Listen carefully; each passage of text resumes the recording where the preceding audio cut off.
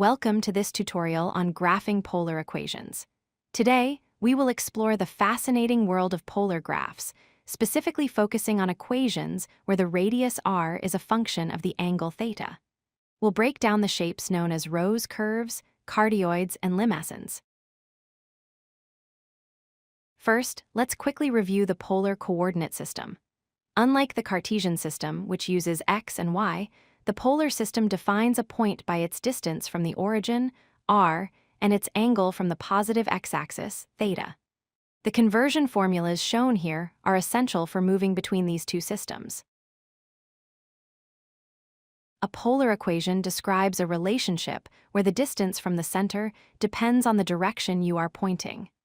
The simplest example is a circle centered at the origin. Here, the radius r is constantly 3, regardless of the angle theta. Before we graph complex shapes, it is helpful to check for symmetry. This can save us half the work. We test for symmetry across the polar axis, the vertical line at pi/2, and the pole itself. These simple tests tell us if our graph mirrors itself. Now, let's look at the family of curves called limaçons. These are defined by the equation r equals a plus or minus b cosine theta.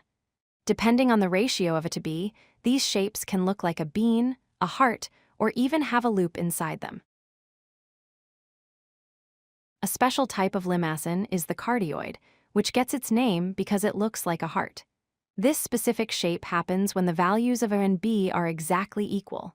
Notice how the graph comes in and touches the pole, creating that sharp cusp. If it is less than b, things get interesting. The graph crosses over the pole and creates an inner loop. This happens because for certain angles, the value of r becomes negative, which in polar coordinates means plotting the point in the opposite direction. Next, we have rose curves.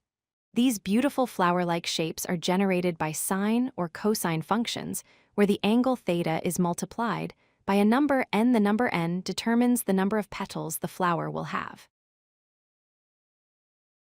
There is a simple rule for the petals. If n is an odd number, the rose will have exactly n petals. In this example, we have cosine of 3 theta, so we see exactly 3 petals spaced evenly around the origin. However, if n is an even number, the number of petals doubles. Here we have sine of 2 theta.